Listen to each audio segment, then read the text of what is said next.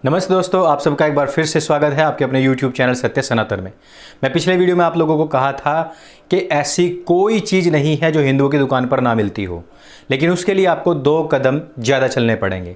लेकिन ये आपके आज के चले हुए 2 कदम भविष्य में सनातन वैदिक राष्ट्र की तरफ होंगे, और ये 2 कदम आपको धीरे धीरे सब मिल करके चलें तो यह राष्ट्र सनातन वैदिक राष्ट्र बन सकता है। लेकिन इस बात को हिंदू नहीं समझता है और फिर जा बैठता है मोहम्मद अब्दुल पंचर की दुकान पर, पंचर पुत्र के पास में, जो वहाँ पर पंचर लगवाता है, ख़राब टायर को फ्री में छोड़ करके आता है। वही टायर कल आपके शहर को, आपके रोड को जाम करने के लिए बीच सड़क रख करके जलाए जाएंगे। उन्हीं टायर से प्रदूषण किया जाएगा, उन्हीं टायर से आपके शहरों में आग लगाई जाएगी, उनके अंदर पेट्रोल भर भर के लोगों के गले में डाल डाल करके आग लगाई जाएगी।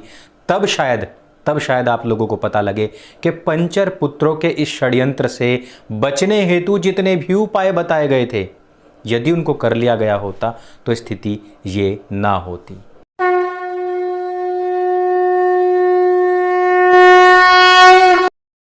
आज मैं सुबह से देख रहा हूं, ट्रेंड कर रहा है स्वीडन रायट्स। भाई, स्वीडन वो एक ऐसी कंट्री जो कभी बैनर पोस्टर लेकर के निकलते थे और वो कहते थे कि वो क्रिमिनल नहीं हैं, वो तो पीड़ित हैं, इन लोगों को शरण दीजिए, इन लोगों को यहाँ पर लाइए, इनको यहाँ पर पनाह दीजिए। और क्या हुआ ये कि स्वीडन के अंदर घुसपैठियों की तादाद लगातार बढ़ती जाने लगी। ये स्वीडन का जो मामला है ये उभरा कैसे है कि दक्षिणपंथी एक पार्टी के एक नेता, जिन्होंने कभी यहाँ पर बढ़ती हुई घुसपैठियों की जनसंख्या के खिलाफ कई बार आंदोलन किए। यहाँ पर मैं सबके नाम नहीं गिनवाऊंगा क्योंकि यहाँ पर एक ही नाम मायने रखता है, सबके नाम फीके पड़ जाते हैं और एक ही नाम मायने रखता है, मोहम्मद अब्दुल पंचर पुत्र। इसलिए मैं नाम नहीं बताऊंगा। उस व्यक्ति की पूरी पार्टी को पीछे धकेल दिया गया और वहाँ के जितने भी लिबरल थे, जितने भी वहाँ के सेक्युलर थे, या फिर कहें कि उस देश के जो सबसे बड़े दुश्मन थे, उन लोगों ने इस व्यक्ति को उठा करके देश निकाला दिलवा दिया 2 साल के लिए। यह व्यक्ति वो व्यक्ति है जिसने कि जब इन चरमपंथियों, इन इस्लामिक जिहादियों, आतंकवादियों, घुसपैठियों की इस तरह की घुसपैठ लगातार बढ़ती चली गई और उनको लगा कि अब हमारा देश जो है वो पूरी तरीके से समाप्त हो जाएगा, अब यह जो पानी है हमारे सिर के ऊपर से गुजर रहा है, तब उन्होंने कहा कि इसके पीछे की जो जड़ है वो एक ऐसी किताब है जिसके मुख पृष्ठ पर यदि आप पढ़ेंगे तो कुछ ऐसे चित्र होंगे और लिखा हुआ होगा कि ये पूरे के पूरी इंसानियत के नाम पर है। लेकिन जब आप उसके पेज पलटेंगे तो अंदर के पेजेस में क्या मिलेगा आपको? अंदर के पेजेस में मिलेगी जलती हुई आग है वो कि वो जो किताब जिनके खिलाफ बोल दे उनके खिलाफ लगने वाली आग। इस किताब को पढ़ने वाले लगाने वाले हैं और इस किताब को नकारने वाले के घर में आग लगती है। उस नेता को जब ये बात पता लगी कि पूरी की पूरी प्रॉब्लम किताब में है, उसने उस किताब का विरोध करना शुरू कर दिया और पूरा जो वैश्विक समाज है उसने उस व्यक्ति का विरोध करना शुरू कर दिया और इस व्यक्ति को उठा करके 2 साल के लिए बाहर कर दिया गया। यह व्यक्ति देश के अंदर घुसने की कोशिश कर रहा था। दक्षिण स्वीडन के बॉर्डर पर ही इस व्यक्ति को दोबारा से पकड़ लिया गया, लेकिन इसके जो समर्थक हैं उन लोगों ने एक बार फिर से देश के अंदर उनको लाए जाने की गुजारिश शुरू कर दी। इस गुजारिश को ठुकरा दिया गया और कहा गया कि इनके आने से, यदि वो देश में आते हैं तो यहाँ पर अराजकता फैल जाएगी। कितनी मजे की बात है ना। अराजकता को रोकने के लिए उनको रोक दिया गया। कुछ लोगों ने कहा कि पूरी की पूरी जो प्रॉब्लम है या तो आप इसके ऊपर डिबेट करें, बात करें, इसकी समीक्षा करें, अन्यथा जिस किताब पर बात करने से पहले ही, आप तो जानते हैं, आपको बताने की आवश्यकता ही नहीं है, जिस किताब पर बात करने से पहले ही लोग बाग कुर्सी छोड़ करके भागने लग जाते हैं, पूरी उम्मत का हिसाब किताब ऐसा ही है। ये मुझे बार बार समझाने की आवश्यकता नहीं। कुछ लोग कहेंगे कि वो राष्ट्रवादी हैं, कुछ लोग कहेंगे कि वो शिया हैं, कुछ लोग कहेंगे कि वो सुन्नी हैं, लेकिन पूरे विश्व में ये एक ही है जो मैंने पहली डिबेट में कहा था कि उम्मत एक है, चाहे आप किसी भी सेक्ट से क्यों ना हो। और यही हुआ दक्षिण स्वीडन के इस शहर के अंदर।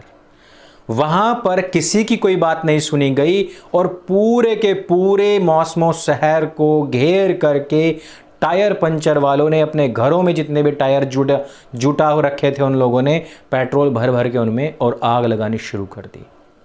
भयंकर हिंसा इस टाइम पर वहाँ पर जारी है। पुलिस ने किस वजह से रोका था? ताकि यहाँ पर अराजकता ना फैल जाए। अराजकता तो छोड़िए, वहाँ पर पूरा का पूरा शहर जो है वो धूं धूं करके जल रहा है। केवल 300 लोग बताए जा रहे हैं और 300 के 300 लोगों ने पूरे के पूरे स्वीडन की नाक में दम कर रखा है। पूरा आकाश जो है वो काला पड़ चुका है टायर के जलने से। देखा, टायर पंचर करवाया, पैसा आपसे लिया, आपका फ्री का टायर लिया, वो जो पैसा जुटाया उसमें से 2.5% ज़कात में दिया, लेकिन जो फ्री का टायर आप लोग दे करके आए हैं वो फिर से आप ही लोगों के खिलाफ जा कर के खड़ा हो जाता है। और किस किताब के बहाने? जिसके मुख पृष्ठ पर कुछ और है और अंदर के पन्नों पर कुछ और है। अगर आपकी किताब के अंदर कुछ भी अच्छी बात होती तो कुर्सी छोड़कर ना भाग रहे होते। अगर उसके अंदर कोई भी अच्छी बात होती तो बेंगलोर ना जला रहे होते। अगर उसके अंदर एक भी अच्छी बात होती तो स्वीडन ना जला रहे होते। अगर उसके अंदर एक भी ढंग की बात होती तो शार्ली हेब्दो ना कर रहे होते। अगर उसमें वाकई में कुछ फैक्ट होता तो कमलेश तिवारी की हत्या ना हो रही होती, कुर्सी छोड़ करके लोग भाग ना रहे होते। यह हिंदुस्तान की कमी है कि वो ग्रे शेड में बात करता है। वो सीधा कहता है अल्लाह के कुरान को मैं कुछ नहीं कहूँगा, लेकिन मुल्लाह के कुरान को मैं कहूँगा।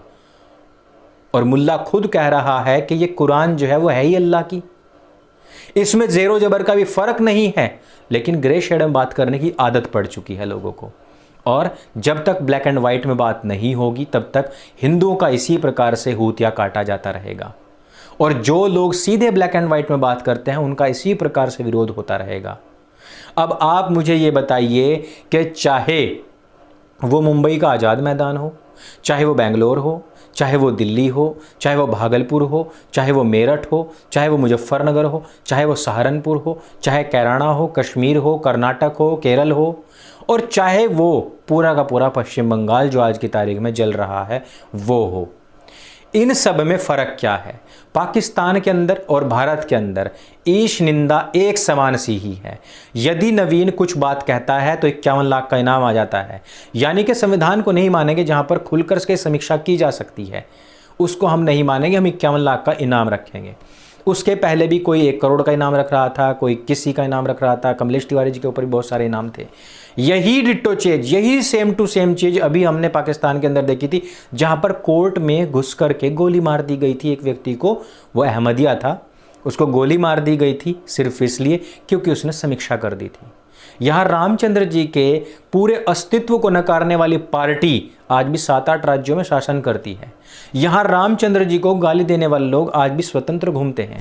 यहाँ रामचंद्र जी के अस्तित्व ने छोड़िए, उनकी जो जन्मभूमि, उनका जो स्थान है उसके ऊपर सवाल खड़े करने वाले प्रतिष्ठित लोग ब्लू टिक लेकर के इस हमारे भारतवर्ष के अंदर सरकारी योजनाओं का, सरकारी लाभ का और भत्ते का फायदा उठा रहे हैं और मंत्री पदों पर अभी भी आसीन हैं। ये है सनातन की खासियत कि वो अपनी समीक्षा को स्वीकार करता है और प्यार से सबका जवाब देता है। लेकिन एक तरफ वो किताब है जो ऊपर मुख पृष्ठ पर यदि आप देखेंगे तो ऊपर तो लिखा हुआ है कि पूरी इंसानियत के नाम पर है, लेकिन उसी किताब में कहा गया है कि इंसानियत कौन? जो केवल और केवल मुझे मानता हो, जो मुझसे पूर्व के लोग हैं वो भी वाजिबुल कत्ल, और जो मेरे से इतर लोग मानते हैं दूसरी किताबों को वो भी वाजिबुल कत्ल। तो ये क्या, कहां, कौन सी इंसानियत की बात कर रहे हो आप लोग? लेकिन हमको तो आदत पड़ चुकी है, हमें ग्रे शेड में बात करनी है। हमें हमेशा कभी भी सीधी और सच्ची बात नहीं करनी है। और जो कोई सीधी सच्ची बात करेगा उसको महर्षि दयानंद सरस्वती की मौत मारा जाएगा, उसको स्वामी श्रद्धानंद की मौत मारा जाएगा, उसको महाशय राजपाल जी की मौत मारा जाएगा, उसको कमलेश तिवारी जी की मौत मारा जाएगा, और न जाने असंख्य कितने सारे ऐसे लोग हैं जिन्होंने यदि ब्लैक एंड वाइट में बात करने की कोशिश की गई तो उनको सीधे ही मार दिया गया। इसलिए मेरे मित्रों, हाथ जोड़ करके मैं आप लोगों से बार बार कहता हूं कि उम्मत के कॉन्सेप्ट को समझिए, 73 फिरकों की जो लड़ाई है उसको समझिए, इनके जितने सेक्ट हैं उसको समझिए, और इनकी किताबें हवा हवाई की असलियत को समझिए, सना कुरान के जितने फैक्ट्स हैं उसको समझिए, डेमोग्राफी चेंजेस जितने भी हैं कुरान के उनको समझिए, और द सेक्रेड प्लेस जिसको मक्का मदीना काबा ये अलाना फलाना जो भी कुछ कहा जाता है उसकी रियलिटी को समझिए। डैन गिब्सन को देखिए, अली सीना की अंडरस्टैंडिंग मोहम्मद को पढ़िए, सत्य सनातन की प्लेलिस्ट में जाकर के स्पार्टकस के सारे वीडियोज़ को देखिए, और जितने भी इस प्रकार के साहित्य आर्य विद्वानों ने लिखे उन सबको पढ़िए, ताकि आप इस आवरण से बाहर निकल सकें। मैंने एक बहुत छोटी सी एक मक्खी टाइप होती है, वो मिट्टी का एक घर बनाती है, उस घर को बनाकर के अंत में खुद ही उसमें बंद होकर के बाहर से बंद कर देती है और वो अंदर ही घुट घुट करके मर जाती है। आज के हिंदुओं की स्थिति कुछ वैसी ही हो चुकी है। वो खुद घर तो तैयार कर रहा है, लेकिन उसी घर के अंदर अपनी कब्र, अपनी चिता भी तैयार कर रहा है। इस प्रकार के जितने भी बुद्धिहीनता के स्तर को तोड़ने वाले आप लोगों के क्रियाकलाप हैं, उनसे बाहर निकलिए। सत्य की रक्षार्थ, सनातन की रक्षार्थ, सत्य सनातन का साथ दीजिए। जो भी कुछ आपको अच्छा लगे उसको सबके साथ में शेयर अवश्य कीजिए। मेरे संग बोले सत्य सनातन वैदिक धर्म की जय। जय हिंद, वंदे मातरम।